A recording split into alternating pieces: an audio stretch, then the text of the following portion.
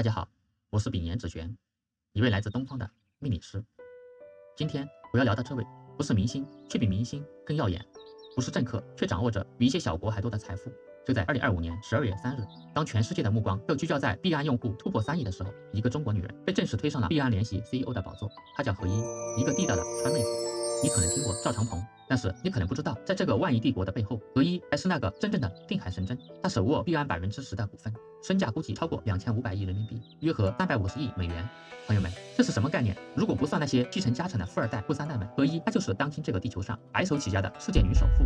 可能会有严谨的朋友说，你搞错了，福布斯排行榜上世界女首富是欧莱雅的继承人弗朗索瓦斯，她身价900多亿美元呢，何一还没有超过她。的确如此，弗朗索瓦斯会当古麦耶斯，他是欧莱雅集团的继承人，他确实是目前世界的女首富，身价近1000亿美元。但是我们要看清这笔钱的成色，那位欧莱雅夫人她的钱哪来的？她是投胎投得好，这是祖辈几代人的积累，是老钱。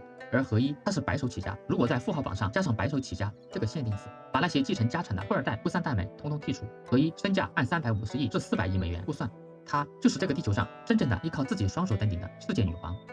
一个出生在四川偏远农村，9岁丧父，到点没有登读书的底层女孩，到执掌全球最大加密货币帝国的加密女王，究竟是凭什么在短短的10年间完成了从地狱到天堂的阶层跨越？今天我将用最硬核的东方古老智慧八字命理来扒一扒这位币圈一姐的命运密码。相信我，看到最后你会起一身鸡皮疙瘩。第一章，原局拆解，深渊中的乾隆。第一节，月令和旺衰。这是我反复推敲矫正后准确率最高的何一的命盘。我们来看一下他的八字：丙寅年己亥月癸亥日戊午时。大家第一眼看到这个八字有什么感觉？懂命理的朋友可能要惊呼：好家伙，这水也太大了！第一节，月令和旺衰，东水浩荡，寒气逼人。此命局日元为癸水，癸水生于亥月，是农历的10月，正是冬天水最旺的时候。日元癸水自作亥水，日主是癸亥。古书有云：癸水之弱，达于天津，得龙而运，功化司神。何一这水可不是温柔的小雨滴。我们注意到地支这有2个亥水，而且这个是大海水，整个命局水气极旺，阴气极重。我们知道日主癸亥，它是60甲子排最末位的，这是至阴至柔的组合，它也蕴含着否极泰来、阴气阳生的巨大的潜力。我们再来看一下寒暖燥湿，亥月它为初冬，天寒地冻，命局的前3柱水都会火，急需火来暖局，同时也需要燥土，也就是虚土和未土来固水养木。我们判断一下日元的强弱，日元癸水得月令亥水，也得地这个日支的亥水，所以身强旺至极，这属于剑路格或者说阳刃格。在命理学里，阳刃代表什么？代表性格刚强，不仅对自己狠，对敌人更狠。而且本命局不仅月令亥水是阳刃，日支这个亥水它也是阳刃，这是极为罕见的双刃配置，一个极具杀伐之气的女帅的形象跃然眼前。第二节，格局判断，阳刃加杀，身财两平。这个八字最大的问题也就是病点，就是水太旺，寒气太重，水多土流，如果没有救应，也就是大药来治，这就是一个漂泊一生、贫苦无依的命。但是贵格之所以贵，就在于病重药猛。第二，调候为吉，命里名言，有病方为贵，无伤不是奇。我们来看一下这个命局中是否有治病的良药。这个年干丙火透出，这是命主最需要的冬日暖阳，而时支这里有个午火，这是地上的炉火，这就叫寒谷回春。因此调候得当，让此八字的格局瞬间极大的提升。第三，绝处逢生，此命局不仅极寒，而且生太强，水太旺，必须要制约。那么如何治水？治水就必须要有土。我们看一下己土，这是七杀，它可以治水吗？己土做亥水，虚浮无力，它治不住这浩瀚之水。我们看一下它的时柱，时柱为戊午，这简直是神来之笔。这个时干的戊土，它是正官不出，它一屁股坐在午火之上。这个午火它是火之地旺，日主癸水，也就是命主合一，它通过戊癸合，通过掌握权力，也就是戊土，把自身的滔天的洪水转化成了熊熊的大火，也就是财富。这叫什么？这叫做官星合生，也叫做水火既济，更是日禄归时。所以命主合一，他身极强，扛得住势，财极旺，搂得住钱，这就是世界级富豪的底子。下面我们对合一的八字的格局做一个论断。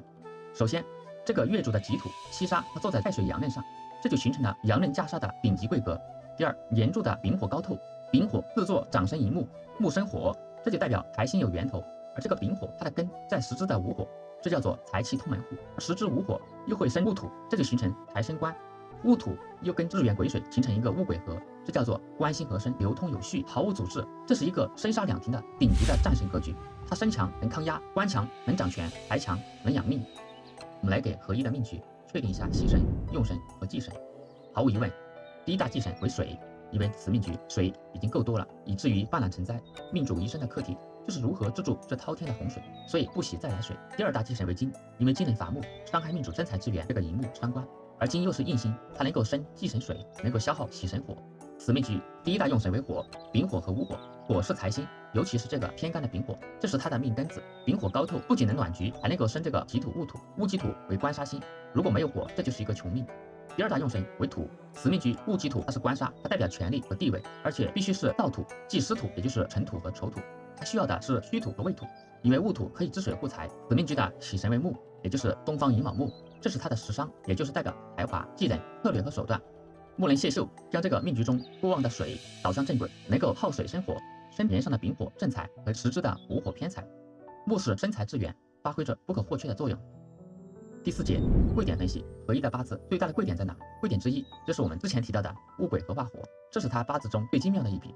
癸水它是日元，是代表他自己，而这个实干的戊土这是正官，它代表权力，也代表他的夫星，代表赵长鹏。戊癸合化火在八字中，火是他的财，很多女人八字中有官，代表丈夫或者职位，但是只有虚名。而合一的厉害在于，它能够把手中的权力，也就是这个戊土和自身癸水完美的融合，而且直接转化为财富，也就是火。所以他不是在为币安打工，他和赵长鹏 ZZ 是合体的状态。这种官身相合化为财的结构，就意味着他拥有的权力越大，变现出来的财富就越是恐怖。贵点之二，水火既济，极致的平衡。我们注意到八字的左边，也就是日柱和月柱，这是一片的冰冷、黑暗、汹涌的双亥水，这就代表底层出身、冷酷、巨大的流动性和流量。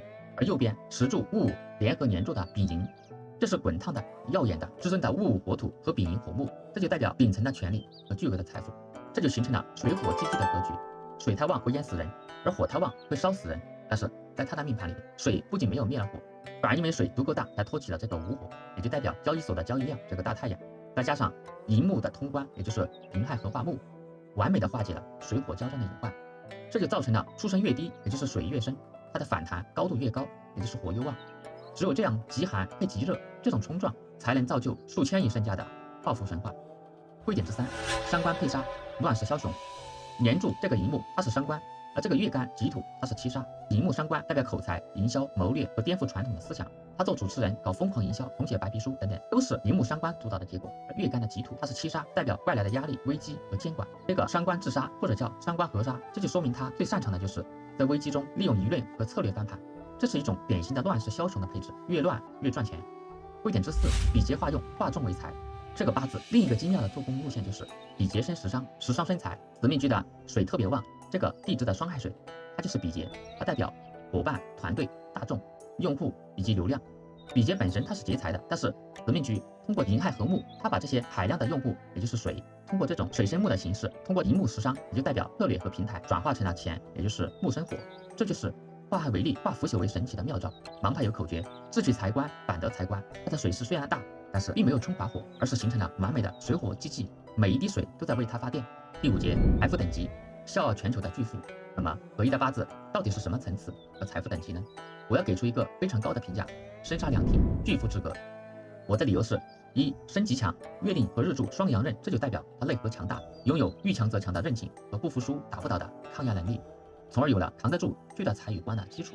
第二，财极旺，年干透出丙火，而日支做午火地旺，财星高透，而且有这个寅木作为源头，巨大的财富被家里的地旺午火稳稳的接住，这就说明他不仅能赚钱，而且还能拿得稳，二者缺一不可。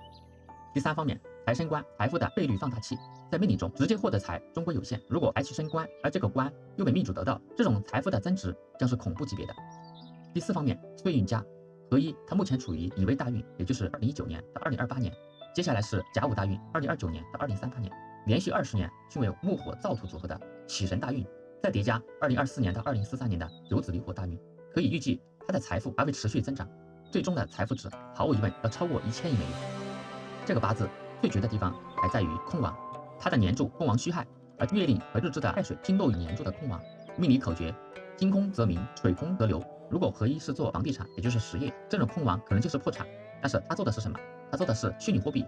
Web3本来就是虚的、空的，本来就是流动的，而这个亥水空亡反而成就了它无边无际的虚拟金融帝国。这就是命理学中最高阶的真空生妙有。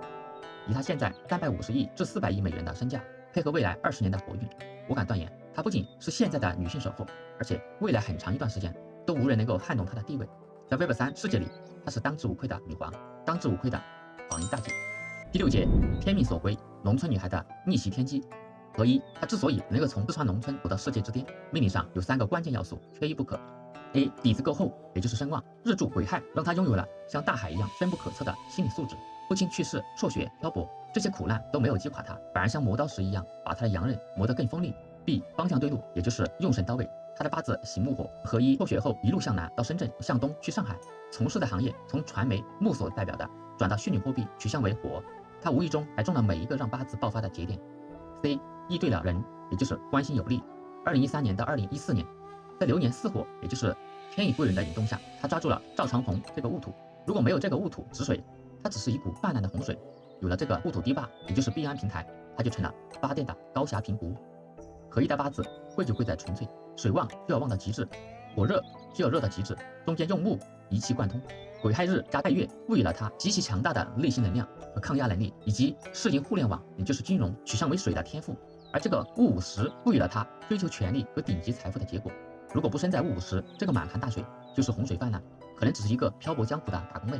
但是有了戊午这一柱的定海神针，这个洪水就变成了水库，变成了发电站。而此命局水火交战，这就注定了她一生争议不断，所以她被称为最危险的女人。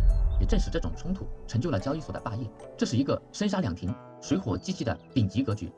最后的断语，如果你们觉得合一他是运气好，那就错了。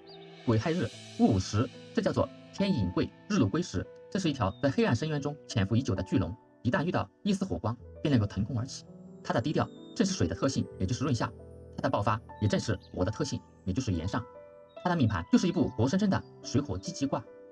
给这位币圈一姐的最终判词：北冥有鱼，其名为鲲；化而为鸟，其名为鹏；生于寒微，起于草莽，以柔克刚，终成大器。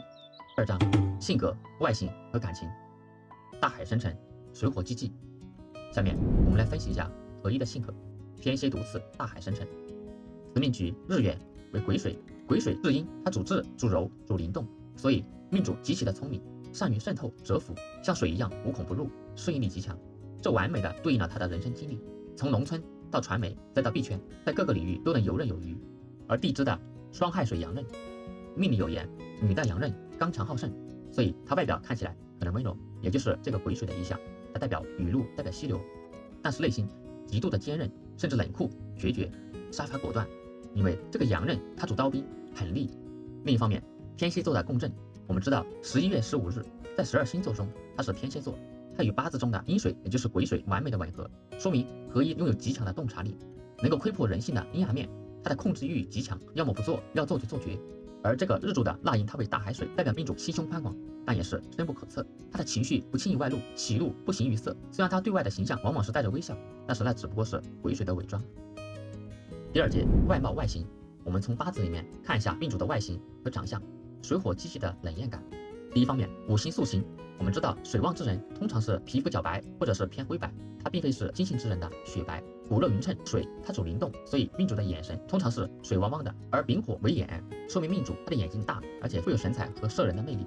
我们来看一下身高，此命局中的年支的一目，他本主身姿体拔，他应该是个个子高、大长腿才对。然而合一的实际身高只有1.6米，何故？我们来看一下合一生在什么时候？亥月，亥月它是冬天。大家想一下，冬天的树木也就是银木，它泡在这个冰冷的大海亥水里，这叫寒水不生木，或者叫水多木漂。冬天的树，它为了活命，它不会向上疯长，而是把根扎得死死的，枝叶蜷缩。所以合一的身材娇小干练，但是这不代表它弱，相反，这种动物一旦遇到火运，比如说现在的运势，它的爆发力比参天大树还要可怕。另一方面，丙火和午火，火它主靓丽，也主修饰，所以合一它并不是那种素面朝天的长相，而是妆容精致、气场全开的类型。所以我们得出结论，合一的气质介于知性主持人与霸道女总裁之间。他的眼神锐利，也就是天蝎和阳刃主导的；嘴角常带笑，也就是火，但是笑容背后有距离感。第3方面，我们来分析一下合一的感情和婚姻。与王共舞，隐秘而强大。日支婚姻宫这里是一个亥水，亥水它是比劫，是阳刃，它是忌神，而且亥水能空亡，还有一个神煞阴差阳错，这通常代表夫妻互不相让，争吵多，或者是丈夫无能，或者对自己无助，婚姻有名无实。在世俗眼里，老婆她是用来宠的，而老公他是用来依靠的。如果夫妻宫是比劫，就说明老公像哥们儿或者是竞争对手，两人在家里面互相掐架，谁也不服谁。这在普通家庭的确是灾难，往往代表着无穷无尽的吵架、家暴、鸡犬不宁。但是放在合一的命盘里面，这就说明她不需要一个宠她的老公，她需要的是一个能跟她并肩作战的战友，因为亥水它是阳刃，这就意味着他的伴侣必须是极强，强到能跟他硬碰硬而不碎。而赵长鹏 ZZ 他作为戊土，自作午火地旺，这正好是极强的存在，他就代表非常有力、有地位、有财富的男性，也就是赵长鹏。第二方面，空王加阴差阳错就等于去中心化的婚姻。我们之前有提到，婚姻宫的亥水，它空王以年柱，代表命主婚姻观念淡薄，对家庭归属感不强；而神煞阴差阳错就代表错过世俗的缘分，这就预示着他和 CZ 的关系大概率是没有领证，也就是空王的意向。或者是没有举办传统的婚礼，没有公开正常的家庭生活。正是因为空，所以不受法律和世俗的束缚，他们的关系超越了法律定义的夫妻，变成了利益和灵魂绑定的合伙人。对于近3000多亿人民币的财富来说，不领证反而是最安全的顶层设计，因为它避免了财产分割的风险，这叫以空为实。第三方面，真实的关系戊癸合，这是一种极度紧密的结合，这就说明他们两人既是夫妻又是战友，他们的相处模式并不是甜蜜蜜，而是强强博弈，他们在争吵中达成共识，在对抗中推进事业，这叫欢喜冤家，也叫做比翼双飞。因为比肩的本意就是比翼，所以这就注定他的婚姻是一种非传统的开放式的，但是核心利益深度绑定的关系。合一，他要找的不是普通的丈夫，而是事业上的皇帝，他做皇后。第4节，两个疑团，合一和赵长鹏，他们到底是真爱还是搭伙 ？ZZ 到底花不花心？从合一的八字可以看出，在合一的家里绝对不是老公说啥就是啥，这是一个双王共治的局面。因为此命局亥水极强，而午火也极烈，两人是战友，是对手，也是伴侣。他们的相处模式估计就是白天在会议室拍桌子互骂，晚上回家一起复盘数钱，这种相爱相杀的模式才是顶级强者的恋爱脑。至于 CZ 花不花心，我们知道此命局这个戊土它是夫星，它代表赵长鹏，夫星戊土，他一屁股坐在这个午火之上。虽然午火它不是财星，但是午它是4大桃花之一，一个身价1000亿美元的男人，他自作桃花地旺，这说明什么？说明他的魅力大，他的欲望强，身边扑上来的儿子数不胜数。为了印证 CZ 的桃花是不是旺，会不会很花心，非常有必要调出赵长鹏的八字。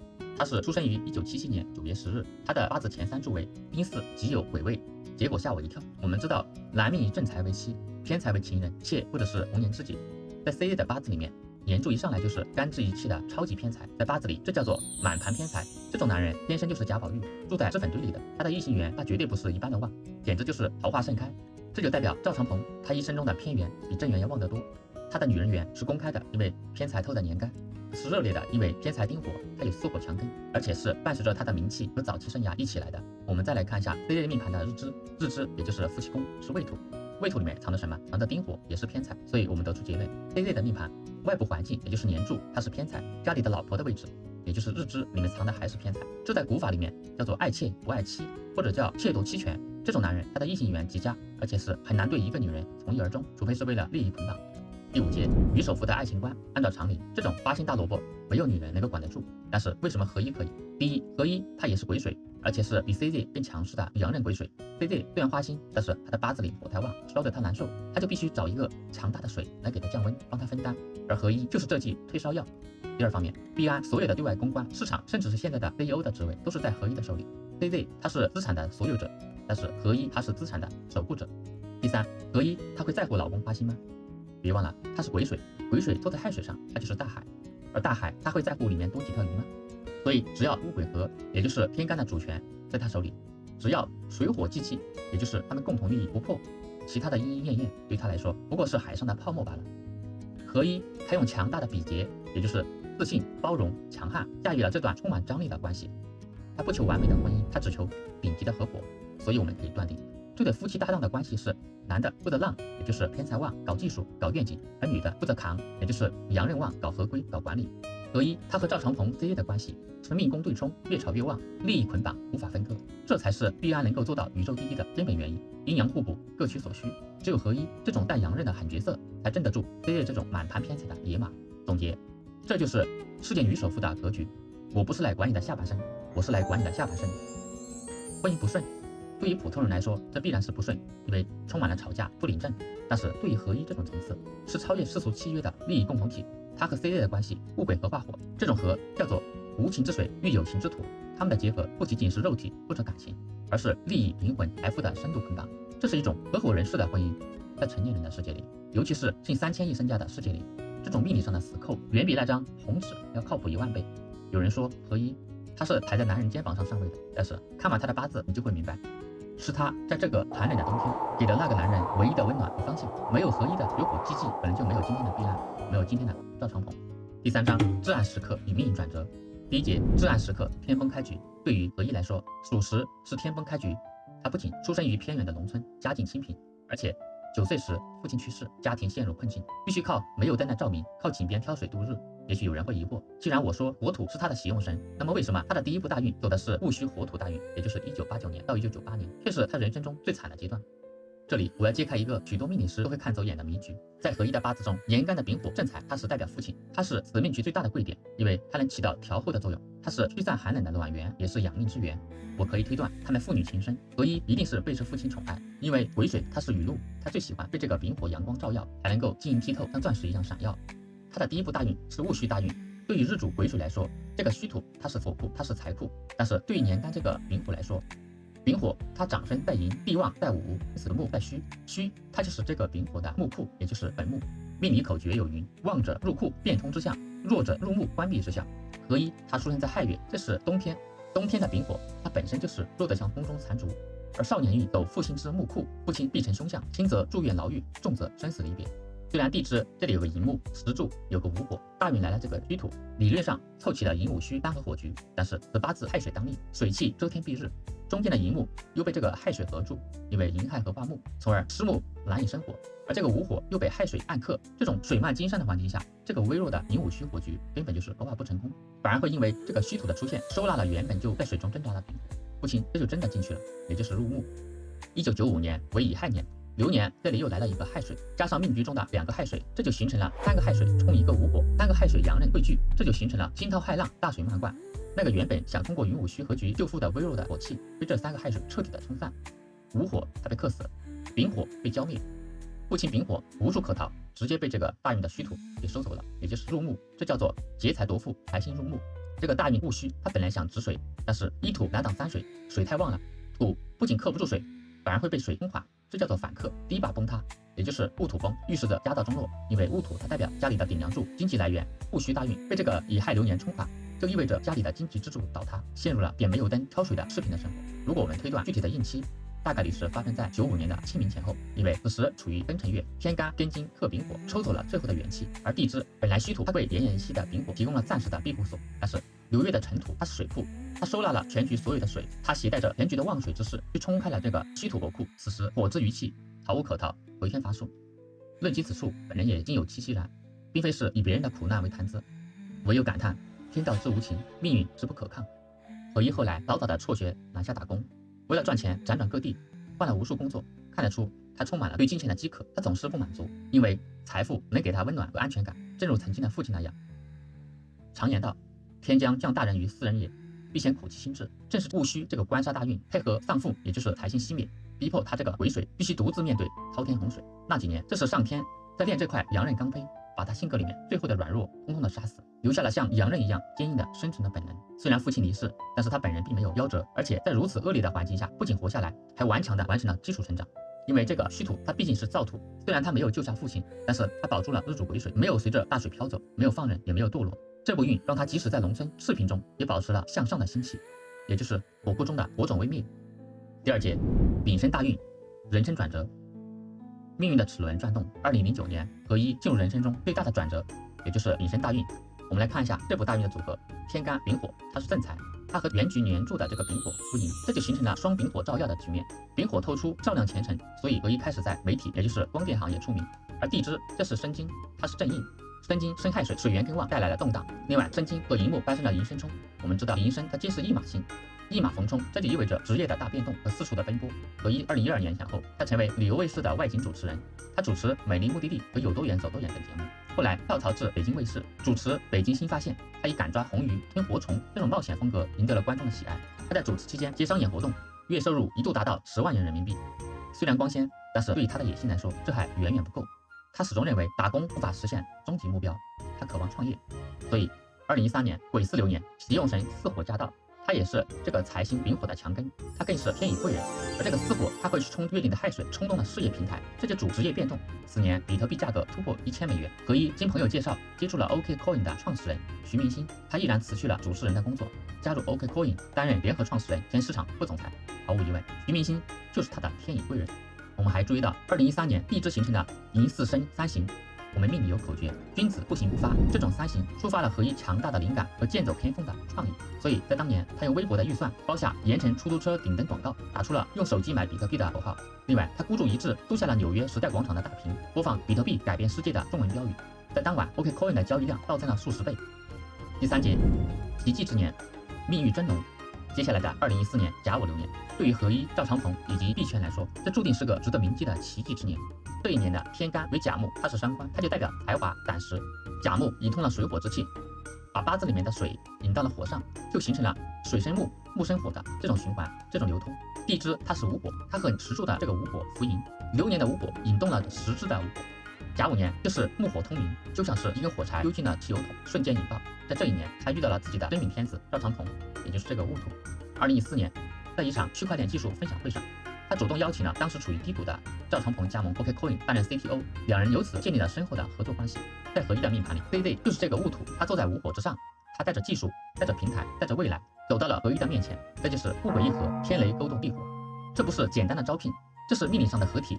何一他负责前端，也就是水主营销流量，而 CZ 他负责后端，也就是土，他负责技术架构。从此，币圈最强夫妻档正式上线，开启了出榜之途。第4章，乙未大运，封神的10年。2019年，川妹子何一进入了乙未大运，这是从2019年到2028年。我们来分析一下这部大运的配置。乙未大运，天干，这是乙木，它是食神；乙木，它是花草之木，也是藤蔓，也代表网络和链接。而对于互联网来说，乙木它就是去中心化网络。我们知道原局的痛点癸亥日、己亥月，这个水势太大。虽然石柱有这个戊，但是它们中间缺乏强有力的管道，把水引向火，也就是木。大运的乙木透出，就把它命里面那些冰冷的死水通过这个管道，也就是水生木给引出来了。而原局中那两重滔天的亥水，它代表3亿用户和流量，它瞬间找到了出口，从此水不再泛滥，而是去生这个乙木，起到了枯木逢春的效果。大运的地支它是未土，未土它是木之库。它与这个原局的亥水形成了亥卯未3合木局的半合，也就是亥未混合卯木。我们知道亥水它是劫财，在食神取向里面劫财就是来抢钱的。但是这个大运中，亥水见到了未土木库，亥水心甘情愿的变成了木，供命主驱策。大运的未土它就是一个超级仓库，它把原局中泛滥的亥水，也就代表用户和流量，全部收纳进来，转化成了木局，也就是币圈的生态系统，起到了化忌为喜、化腐朽为神奇的作用。第3方面，木生火。大运的乙木会去生年干的丙火，会去生时支的午火，所有的能量都在大运乙木的牵引下，形成了水生木，木生火的有序流通，把满盘的大水化为森林，再烧成通天大火。水代表币安的用户，而木就代表平台、BNB 和技术，而这个火就代表财富。这条路通了，钱就如同流水般流进来了。我们做一个总结，全盘能量从这个癸亥出发，汇聚于寅未乙木，最终爆发于年上的丙火，最后回到我们命主的家里午火，始于汪洋，归于烈日。无一字悖逆，无一字阻滞，这就是为什么它能够不可敌国，因为这个能量的流转太顺畅了，效率太高了，没有任何的内耗。所以这10年，它不再是靠杀伐赚钱，是靠它建立的这个生态系统。它把币安从一个交易所变成了一个庞大的 Web3 生态，也就是这个未土木库，所有的用户，所有的水都沉淀在这个生态系统里，源源不断的提供燃料。为什么它能够做联席 CEO？ 因为在这部运中，它不再是那个只会冲杀的黑寡妇，它变成了道林人。何一，他利用这部运建立了币安的客服体系、公关体系、合规体系。正是因为有乙未这根定海神针，才帮他扛住了2024年的甲辰客服冲击。虽然老公进去了，但是家业也就是这个未土木库守住了。第2节，深度复盘，赵长鹏入狱，克夫应劫。接下来的这段分析可能会让你冷汗直流。2024年，币安遭遇了史上最大的危机，也就是 CEO 赵长鹏认罪辞职入狱4个月。这一场惊天动地的牢狱之灾，在何一的命盘里竟然写得清清楚楚。2024年是甲辰年，天干甲木突出，在食神里面，甲木它是合一的伤官，赵长鹏在命盘里面是戊土，这个戊土它是正官，在命理学中有一句口诀，伤官见官为破百端。2024年这个流年的甲木伤官，他就直接拿刀砍向了命局里面的戊土，也就是她的丈夫赵长鹏。甲木克戊土，这在女命中就代表丈夫有难、官非牢狱、名誉受损等等。所以 CZ 的入狱，某种程度上说，就是应了合一命中的这个劫，甲木伤官直批戊土正官。按理说这是夫心破碎 ，CZ 应该要把牢底坐穿才对。为什么罚钱能了事？为什么 CZ 只坐了4个月的牢就出来了？而且币安也没有倒，这就不得不提他这部乙未大运的救赎。我们来看一下他的月干，平时看起来像烂泥一样的己土七杀，那个代表着过去的混乱违规的己土，在2024年竟然立了大功。因为流年的甲木，它代表美国的司法部，他一进来就先被这个己土给合住了，也就是甲己合，这在命理上叫做贪合旺克，翻译成人话就是达成了认罪协议，也就是甲己合。甲木通过投注己土发泄了大部分的能量，也就是罚款43亿美元，所以这个甲木打在老公戊土的身上的板子就变轻了很多。在合一的命理，代表早年的那些坎坷和非议的己土，竟然是为了在2024年替她的老公挡这一季必杀技的，这就是命，一环扣一环，半点不由人。很多人以为赵长鹏是2023年进去的，错，我们知道2023年是癸卯年，那是食伤生财的一年。事实就是2023年11月 ，ZZ 与美国司法部达成了认罪协议，辞去了 CEO 的职务，并且同意支付巨额罚款，也就是个人5000万美元，币安罚款43亿美元。但是他当时没有入狱，而是交了1.75亿美元的保释金，甚至还在美国自由活动了一段时间。可以取向为这个乙木食神，它是温和的，它是用来生这个丙火，是用来生财的。所以在2023年这一年，它的主旋律是花钱消灾。卯木生了午火，这是代表用巨额的罚款换取了暂时的自由和公司的存续。在2023年这一年没有形成伤官见官，所以 ZZ 2023年没有坐牢。真正的牢狱之灾发生在什么时候？是2024年甲辰年。只有到了这一年，天干这个甲木透出，它是伤官，它直接去克这个戊土正官。这一年法官的锤子才真正的抛下去，牢房的大门才真正的关上。事实上，2024年4月30日正式宣判，也就是判处4个月监禁。2024年5月 ，ZZ 正式入狱服刑。2024年9月刑满释放，看到了吗？八字它是不骗人的。2023年癸卯年发钱，2024年甲辰年受罪入狱，这一年的时间差精准的让人头皮发麻。第三节，丙级旺夫正法，重新定义旺夫，到底谁是谁的贵人？看了前面的甲辰之节，你们是否会以为合一它有克夫之命？非也。2024年甲辰年甲木伤官，它是这个流年太岁带来的，它代表的是美国的司法部的雷霆之路，它是外来的飞刀。这把外来的飞刀，它直奔 ZZ 戊土而来。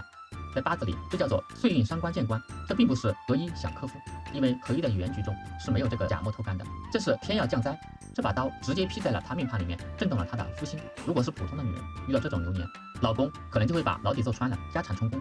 但是合一呢，他的月干己土挺身而出，他死死地抱住了这个甲木，形成了甲己合。他就取向为合一，他用公司的合规整改巨额罚款，也就是这个己土代价，替老公挡住了这把必杀之刀。CZ 虽然入狱应了流年的劫，但是他只坐了4个月的牢，币安公司安然无恙。这哪里是克夫，这分明是替夫挡劫。所以事实的真相就是合一，他不仅不克夫，反而是极为旺夫。且听我细细分说。在传统的叙事里，女性往往是男性的附庸，但是在合一和赵长鹏的故事里，事实恰恰相反，是合一把赵长鹏挖到了 OKCoin， 也就是带他入行，是合一在2017年把赵长鹏推向前台，是合一的营销补足了赵长鹏只有技术的短板。从八字命理上讲，合一不仅仅是旺夫，他是造光。朋友们，尤其是屏幕前的女同胞们，这一段一定要竖起耳朵听。外界都在说合一运气好，遇到了赵长鹏这个真命天子，大错特错。我们翻开历史看，2014年合一已经是币圈女神联合创始人，而当时的 CZ 还是个敲代码的技术男，是合一慧眼识珠把 CZ 挖到了 OKCoin， 是他把赵长鹏领进了这个门，是他给了赵长鹏给了 CZ 第一个施展拳脚的舞台。从命理上看，到底是谁旺谁？答案震惊所有人，是合一在喂养赵长鹏。第一方面，道皇的能量闭环水木火土，我们看一下合一的八字流通，简直是教科书级别的顶级的旺夫阵法。起点是癸水，也就是合一，它拥有大海一样的无穷无尽的能量、韧性和用户的号召力，而这个过程也就是手段，水生木，它用超强的营销手段和品牌策略，也就是这个一木把水引出来，结果木生火，它的策略直接变现成了巨大的财富和资源，并回到自己的家里。而终点火生土，石柱的午火生石干的戊土，而这个戊土正官就是赵长鹏。土靠什么生？靠火。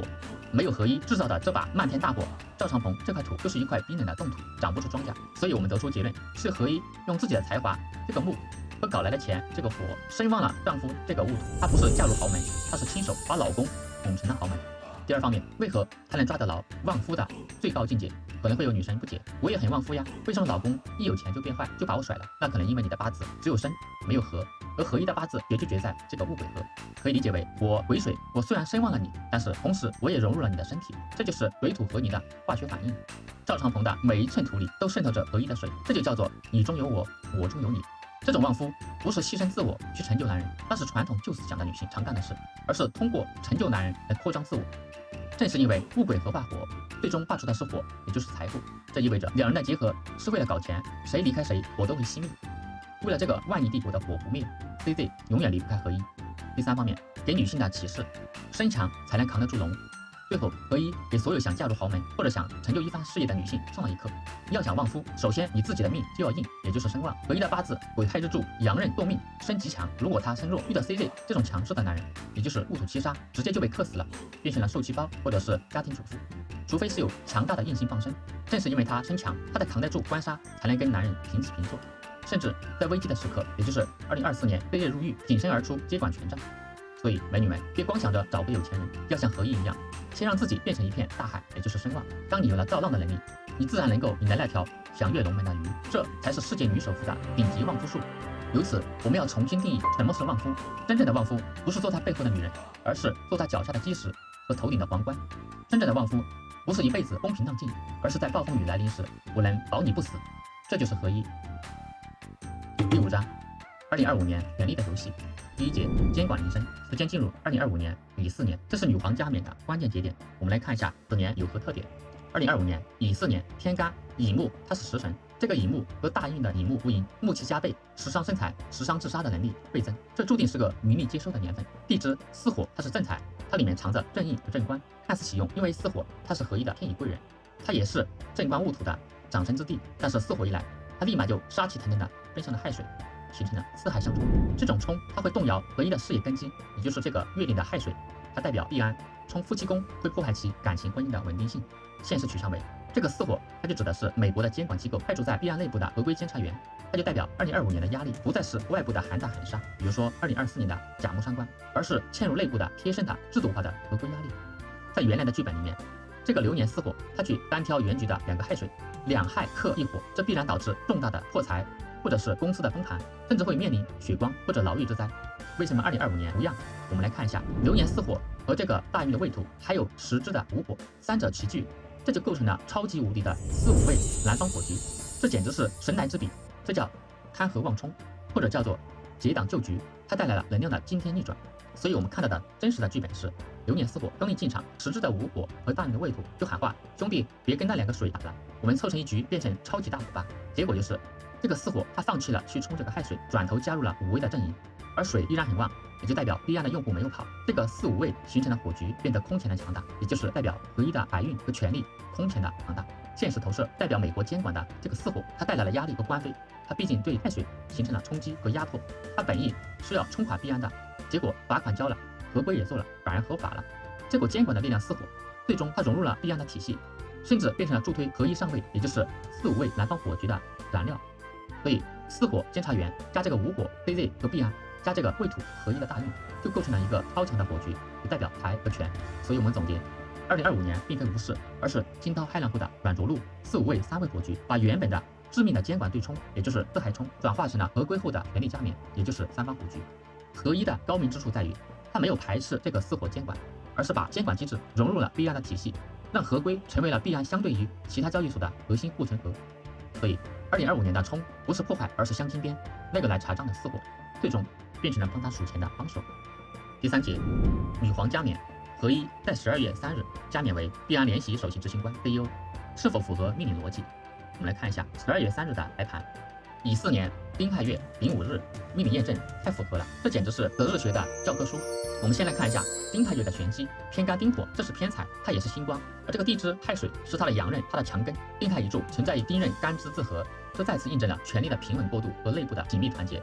而这个丙午日天干它是丙火，这是稳命主最大的喜用神，它是正财，而地支午火它是偏财，这是火的地旺。对合一癸水而言，这一天就是财星旺到了极致，而这个丙午还直接引动了年干的丙火和10支的午火，满盘皆火，光芒万丈。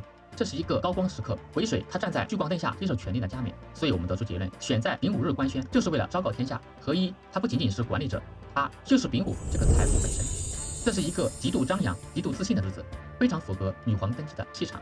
第4节，为何让位 ？CZ 明明已经出狱了，为什么不颁布原职？为什么要在这个时候把 CEO 的位置彻底让给合一？很多人看不懂这一步棋，是因为美国监管不让吗？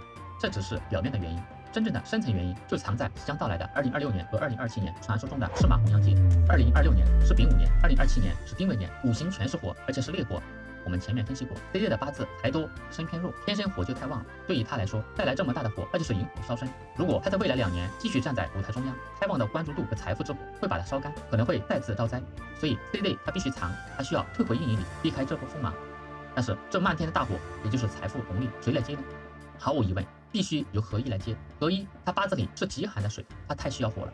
这2年对于 C 类是毒药，而对于合一就是大补药。所以在12月3日这个丙午火气最旺的日子，官宣合一上位，这绝对不是巧合，这是一场精心设计的风水大局。怕火的国王戊土退居幕后，休养生息；喜火的王后癸水走向前台，吞噬财富。这哪里是简单的让位，这是毕安为了迎接未来2年的赤马红羊做出的最顶级的阴阳防御。各位看懂了这个局，你才明白什么是真正的顶级玩家，他们玩的不是运气，这是天道法则下权力的游戏。第6章终局推演，赤马红羊与甲午风暴。我们的故事讲完了吗？还没有。合一刚刚升任 CEO， 很多人问以后会怎么样？毕安已经这么大了，他还能够再大吗？视频的最后，我们来推演一下合一的未来。我看了合一接下来的运势，我只能说现在的毕安可能还只是少年。第1节，赤马红羊，财富的合报。民间有句老话，丙午丁未，赤马红羊节。对于普通不喜火之人，这2年的火土太燥了，可能会有大灾。但是对于合一这个极寒的癸水来说，这2年就是上帝给的礼物，那是泼天的富贵。他八字喜火，这2年是60年一遇的超级火运，更是180年一遇的双火叠加。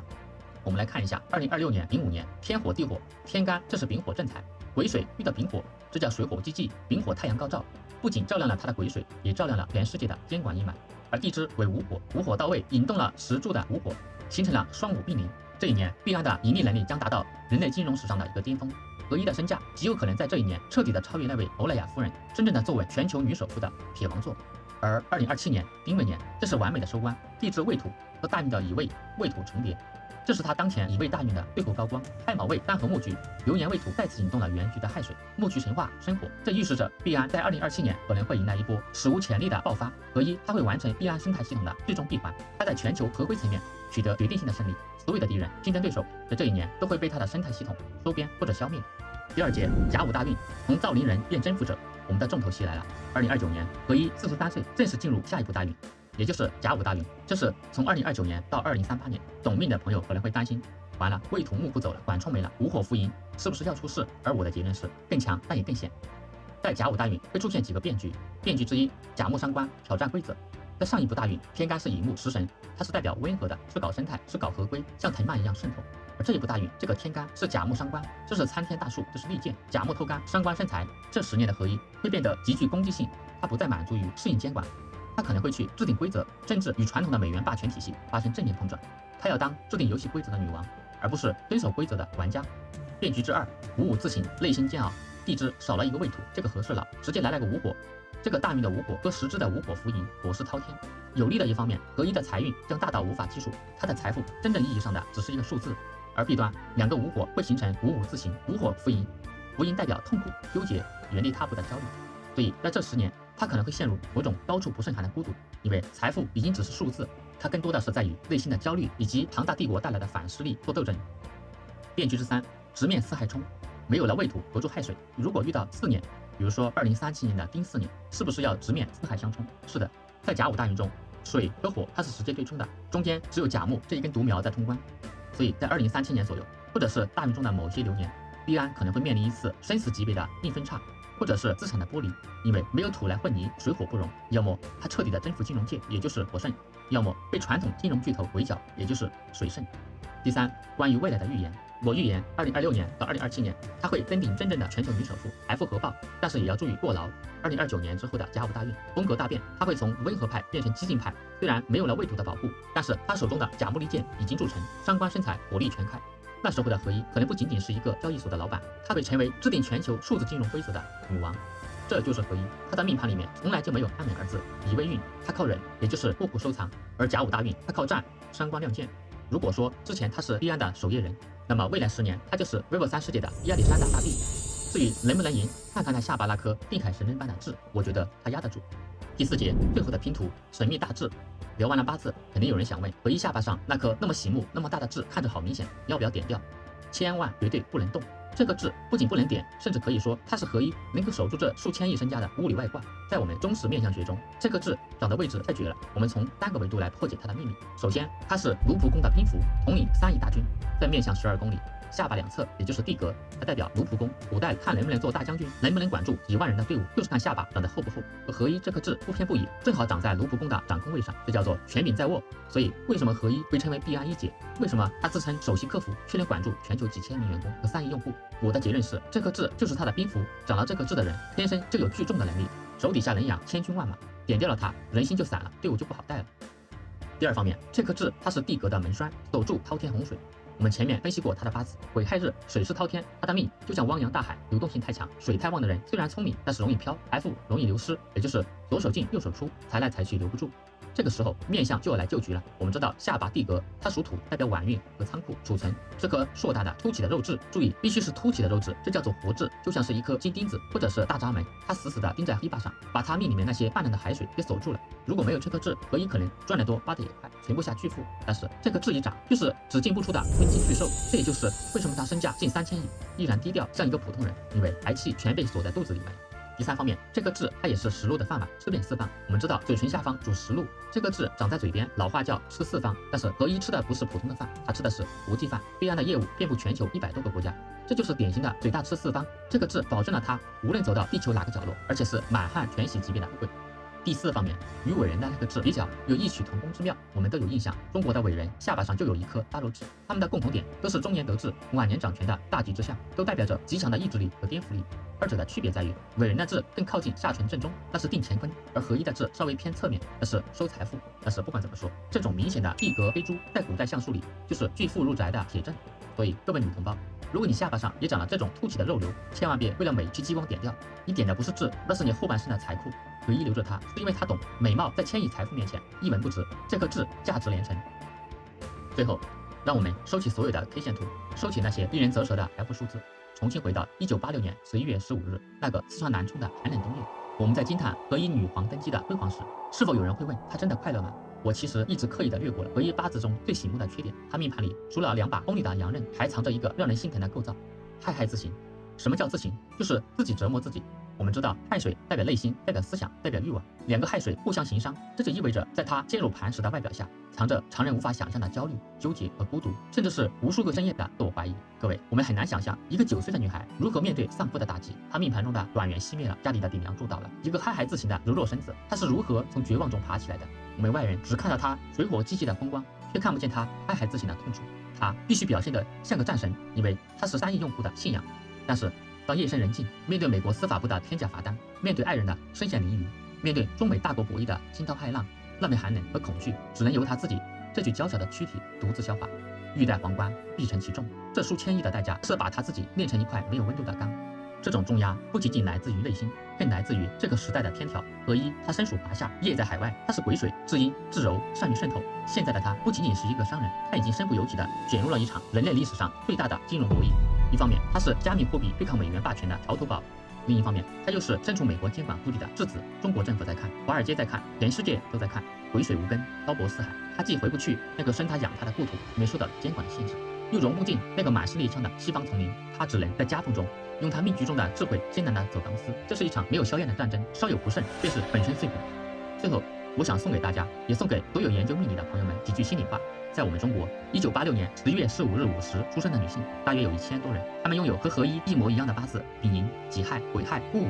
但是为什么只有合一成为了这个唯一，成为了一姐？那么其他的那些合一们在干嘛？或许此刻正在四川的某个茶馆里面打着麻将，或许正在某个工厂的流水线上为了几千块的工资发愁，甚至因为受不了亥亥自刑的抑郁，早已在这个寒冷的世界里面黯然离场。为何同一的八字，命运却天差地别？这就叫时也、命也、造化也。那么合一他做对了什么？他没有待在湿土生金的四川盆地，让那些寒冷的水结成冰。他选择了向南走，去了深圳南方火地，去了上海东方墓地，去了海外，进入了互联网代表火的行业。他选择了一个虚拟的火热的区块链行业，从而点燃了他命里面那盏原本微弱的灯。八字它只是剧本，而演成什么样，看的是那个名为选择的导演以及主角，或是随机，或是福至心灵的改变。如果另一个合一9岁那年，他的父亲只是生了一场病，并没有搭手人寰，那么他可能是个在父爱中长大的品学兼优的乖孩子，他会过上普通人的平凡的人生，在自行和夫妻争吵中忘掉曾经的抱负和理想。如果那个9岁丧夫的女孩，她选择了认命，她可能就是吞口苦命的农妇。但是我们的主人公合一，他选择了逆天改命，用一生的伤痛换来一世的传奇。从四川南充的煤油灯到华尔街的镁光灯，何一用他的亲身经历告诉我们，所谓的命运不是等待上天的施舍，而是当你认清自己的局之后，敢于拿命去搏。他的八字里写满了洋人的狠，害的苦，也写满了伤官的傲。在这个波澜壮阔的大时代里，他就是那条在寒冬深渊中一旦遇见火光便腾空而起的巨龙。精灵启示池中物，一遇风云变化龙。各位看完何一的一生，你认为一姐她是幸运的吗？她是上天的宠儿吗？绝非如此，她只是那个敢对不幸咆哮反击的孤勇者。所以不要只羡慕他的钱，请敬畏他的敢。命由天定，运由己生。愿屏幕前的你，无论手里拿着什么牌，都能像这股鬼水一样，身在沟渠，心向大海，历经千帆，终成不朽。我是秉言子璇，解密人生剧本，带你看透天机。关注我，下期视频我们继续解密名人背后的玄学真相。别忘了点赞、订阅并开启小铃铛。我们下期见。以火之言，照明之玄。视频篇幅有限，一些观点无法尽述，请关注我的个人公众号“秉言子璇”，获得更多深度内容以及每日东方智慧分享。如果本视频对你有所启发，想对个人在事业发展、情感困惑、健康生活、前路抉择等方面进行探讨，可以私信或者来 B 站油管看我的视频分享。全网同号秉言子璇，谢谢大家。